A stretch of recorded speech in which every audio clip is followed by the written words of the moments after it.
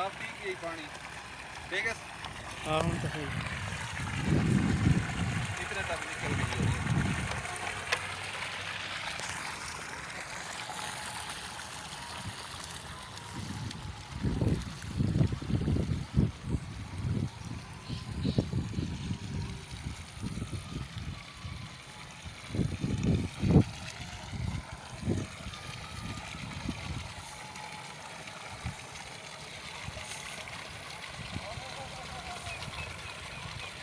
ਹੁਣ ਇਹ ਤੇ ਚੰਗਾ ਵੀ